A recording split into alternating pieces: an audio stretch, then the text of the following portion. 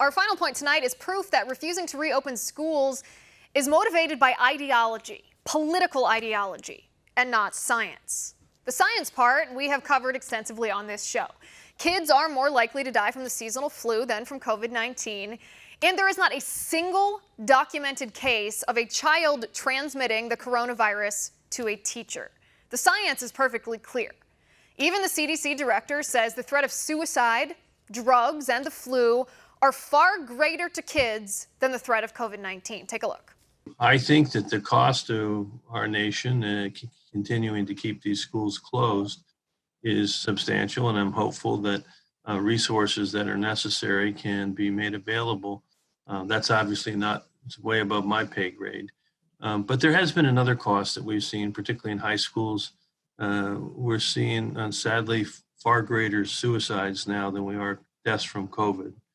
We're seeing far greater deaths from drug overdose that are above excess that we had as background than we are seeing deaths from COVID.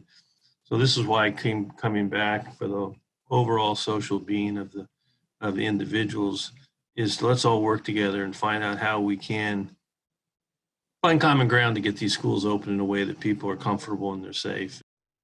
Now, I'm not saying conservatives should be gung-ho to send kids back to be indoctrinated with radical leftist ideology in government-run public schools, but we should refuse teachers' unions any funding until the political indoctrination and the agenda-driven hostage-taking of your kids' education is stopped.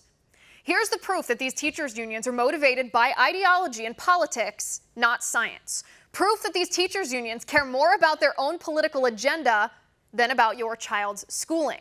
Remember the science. Children are not at risk, nor are children significant vectors of transmission of the COVID-19 virus. Despite that science, Washington, D.C. teachers are lining up so-called body bags outside of school offices after they were told they may have to return to classrooms. The American Federation of Teachers, the second largest teachers union in the U.S., announced it would support a strike of its 1.7 million members to ensure schools reopen safely, which just means they're trying to extort the federal government for more money.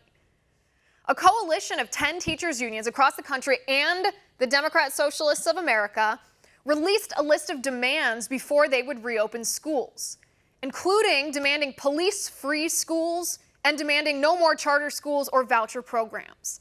In fact, the state of California passed a bill earlier this month blocking funding from following children to charter schools.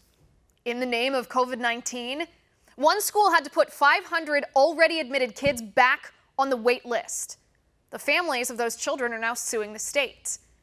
Also in California, the South Pasadena Unified School District is forcing schools to be online only. But kids up to the 8th grade can go to what they're calling extended daycare, 8 hours every day, and attend their online classes while staying in rooms holding 12 students. And get this, the taxpayers in the state of California are getting charged nearly double by the school for this in-school daycare, as schooling itself remains online and teachers are still getting paid. Does that sound like science to you? Or is that blatant, partisan, radical leftist ideology coming from the teachers who are supposed to be educating your children? I think the answer is obvious. And so is the solution. Do not let the teachers' unions bully you. Demand that education funding be attached to the student, not the school. If a school refuses to open, then take your kid and your kid's money and go somewhere else. If the school is teaching revisionist history, radical sex ed, brainwashing your children with anti-American 1619 Project garbage, take your money and walk away.